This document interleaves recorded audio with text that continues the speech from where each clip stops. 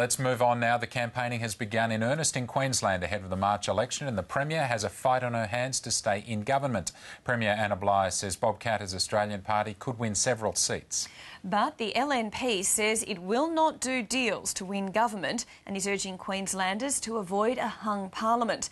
Antony Green, the ABC's election analyst, joins us now from Sydney. Antony, thanks for being with us this morning. Good morning.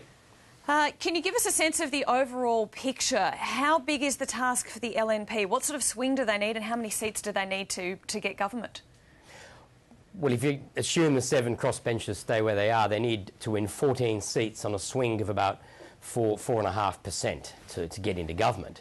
But if you look at, there's an opinion poll in the Courier Mail this morning which shows the swing is more than twice that, more than 9%. And based on that poll, Labor would be left with about 14, 15 seats compared to the 51 they currently hold. So based on the opinion polling, the LNP will win government. The question, if there's any drop-off in support for the LNP, is where does it end up with independents, with Katter's Australian Party, and how much of the vote can Labor claw back? Where's the key battleground going to be in this election? I think it's largely going to be Brisbane. The Labor Party's majority over Labor's governed for 20 of the last 22 years, and they've governed overwhelmingly because of their grip on Brisbane and Greater Brisbane. Currently, Labor holds 34 of the 40 seats in Greater Brisbane, and the LNP need to dislodge some of those seats if they hope to win government. Now, it's important that Campbell Newman is the first leader of the Conservative forces in Queensland to have been Brisbane-based. In more than a century, they've always had country or Gold Coast-based leaders. Now they've got a Brisbane-based MP. Oh, he's not an MP yet, of course. But he's also been Lord Mayor for 2 terms, so he's won control of the council for the Liberal Party. So he's actually quite well known and high profile, and there's the real hope that he will finally unlock Labor's lock on Brisbane. But as you mentioned, he's not yet an MP. Can you tell us how the contest is shaping up in that electorate of Ashgrove, where he's trying to even get into the state parliament to begin with?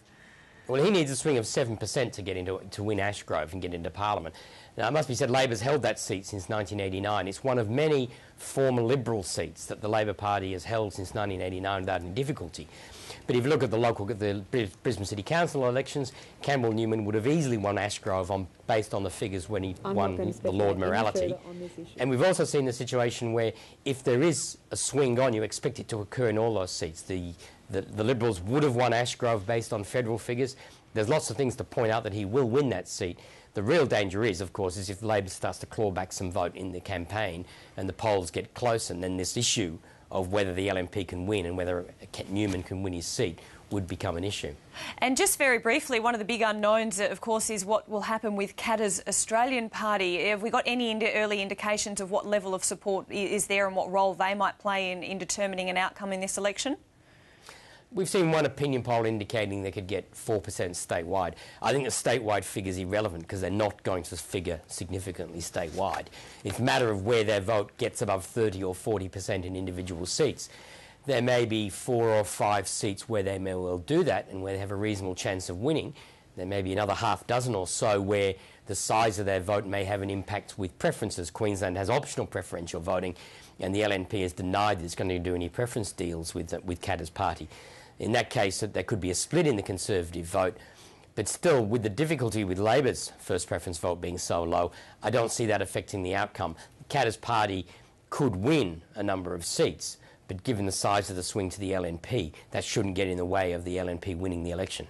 All right, well, we'll be watching closely over the next coming weeks in this long campaign. Antony Green, thank you very much. Thank you.